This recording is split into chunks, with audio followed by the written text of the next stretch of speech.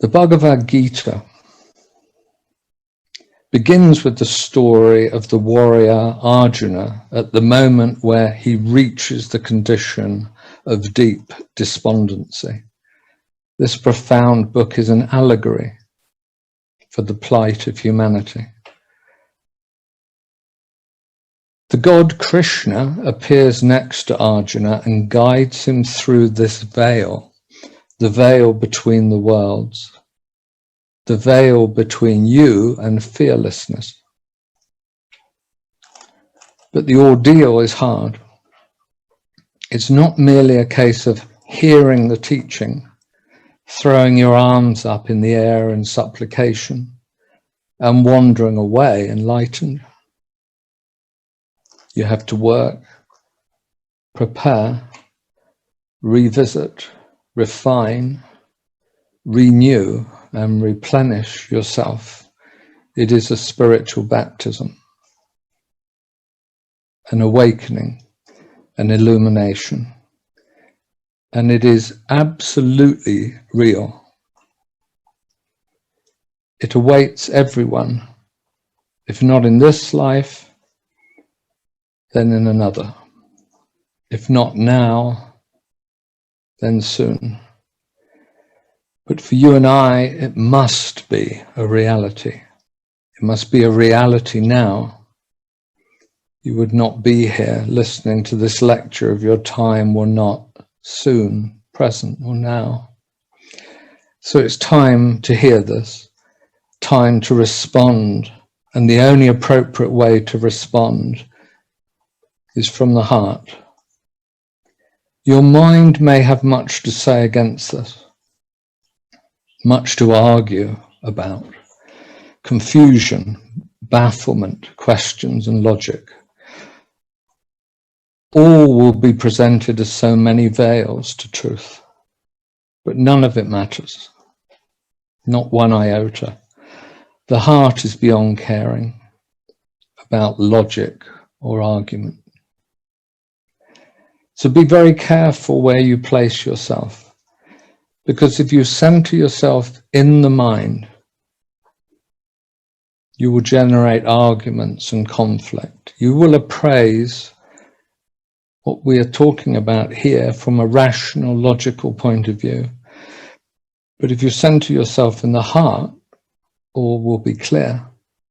Like a glass of pure water, you will be able to look straight through it and see what's on the other side. To tread the spiritual path, you must become free of material attachments. This does not mean you don't own anything, that you give away your belongings and acquire a begging bowl and a loincloth. It does mean that you live lightly without clinging, depending, or putting your sense of achievement or wealth into the material things. The reason for this is simply that material things fade. They are merely temporary.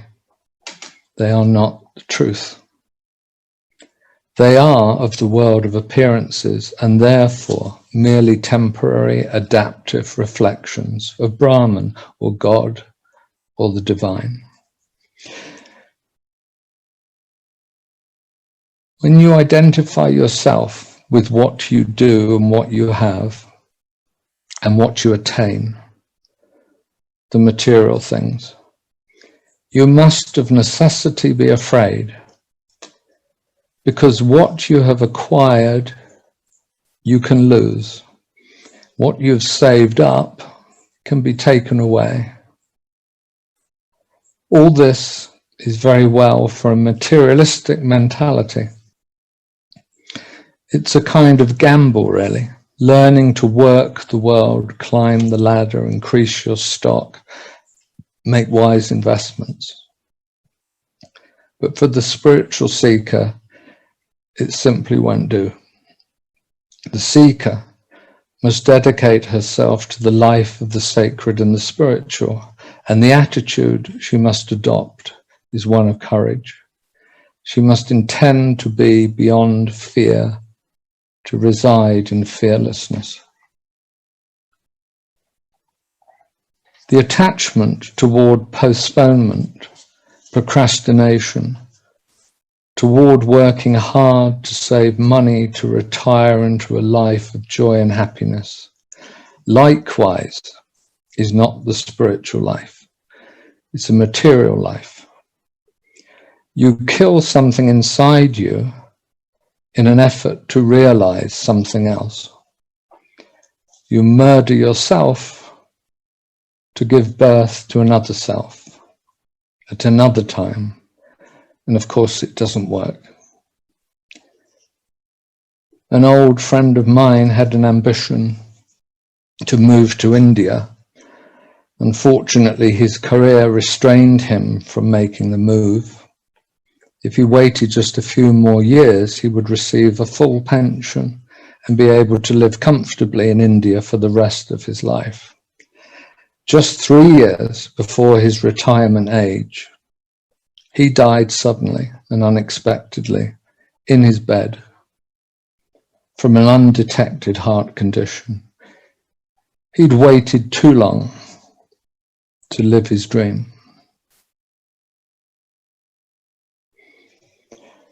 The overriding insight of the Gita, as well as virtually all scriptures, is that you are not this material world.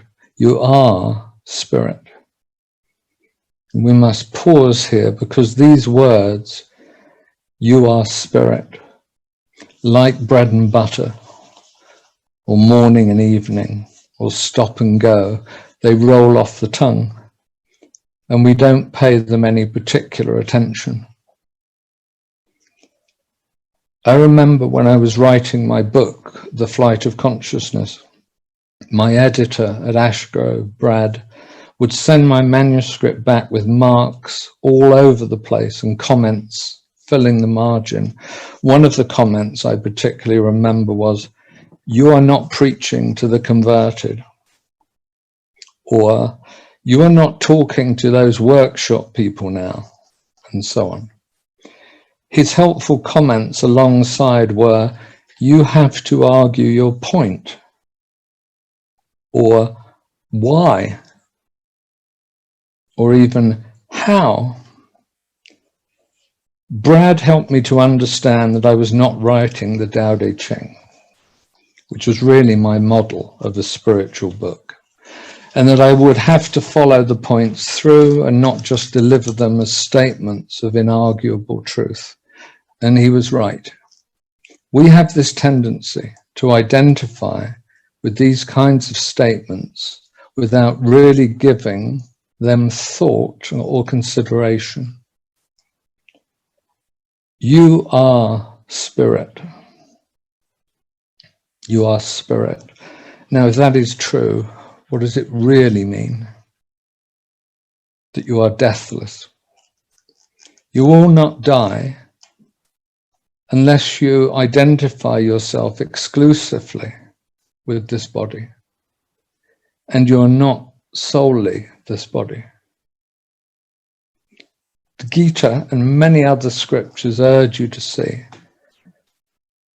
that you yourself, in essence, soul and spirit, are not the material, changeable, eminently damageable, fragile and mortal packaging of the spirit.